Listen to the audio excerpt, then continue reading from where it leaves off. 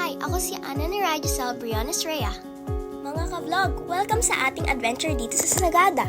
Alam niyo ba na kahit sa liblib na lugar na to, may konting bakas pa rin ng panahon ng mga Espanyol. Ngayon, hanapin natin ang mga iyon. Tara! Alam niyo bang habang nagtatayo ng mga simbahan ng mga Espanyol sa buong Pilipinas, itong simbahan sa Sagada, iba ang kwento nito. Tara tuklasin natin ang secret history na to. Noong 1600, sinakop ng Espanya ang halos buong bansa. Pero hindi nila nasakop ang Sagada. Kaya bakit may simbahang ito? Dahil hindi ito gawa ng mga Espanyol, kundi ng mga Igorot at Amerikano. Ito ang dahilan kung bakit espesyal ang simbahan ito.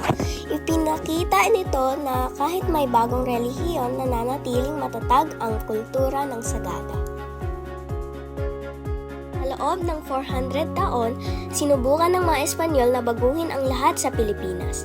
Pero itong mga nakabiting kabaong sa harap natin, hindi nila nagawang pakailaman. Hanggang ngayon, bawat kabaong dito ay sagrado. Ito ang tunay na respeto sa kasaysayan.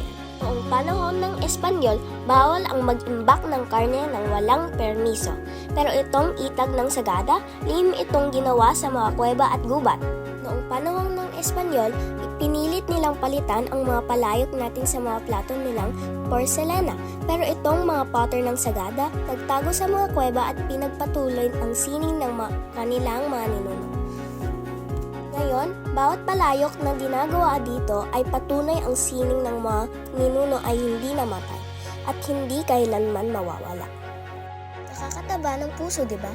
Ang ganda ng Sagada, hindi lang dahil sa views, kundi dahil sa mayamang kultura at kasaysayan na ipinasa sa atin ng ating mga ninuno. Pero tanong ko sa inyo, paano nga ba natin mapapanatili ang mga magagandang pamana na ito? Una sa lahat, respeto. Ang bawat ritual, bawat kwento ng mga hanging coffins, bawat tradisyon ay may malalim na kahulugan. Dapat natin itong unawain at igalang, hindi basta-basta lang ipopost para sa likes. Sa huli, hindi lang ito tungkol sa pagpreserba ng nakaraan, ito ay tungkol sa pagbuo ng mas magandang kinabukasan.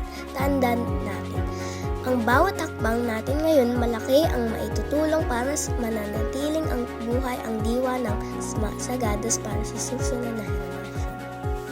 Alam niyo ba na tayong mga kabataan ang pinakamalaking papel sa pagprotekta ng mga makasaysayang lugar sa Pilipinas? Ito ang mga pwedeng nating gawin. Kapag nagtutour tayo, huwag mag-vandalize kahit initials. Iwasan ang pag-ingay sa sacred places. Laging magtapon sa tamang basurahan. Simple lang ito, pero malaking tulong na to. Tandaan mga beshi, ang mga makasaysayang puok ay parang time machine na magkokonekta sa atin sa nakaraan. Kapag pinangalagaan natin ito, ginagaryenta natin sa makikita pa ito ng mga susunod na henerasyon. Kasama na ang mga magiging anak at apo natin. Ito na ang ultimate food experience sa Sagada. Kumain habang nakatingin sa tanawing hindi nakita ng mga Espanyol nung sinakop nila ang Pilipinas. Tara, sabay tayo! Sana nagustuhan nyo yung ating mini history tour. Hanggang sa next adventure. Paalam!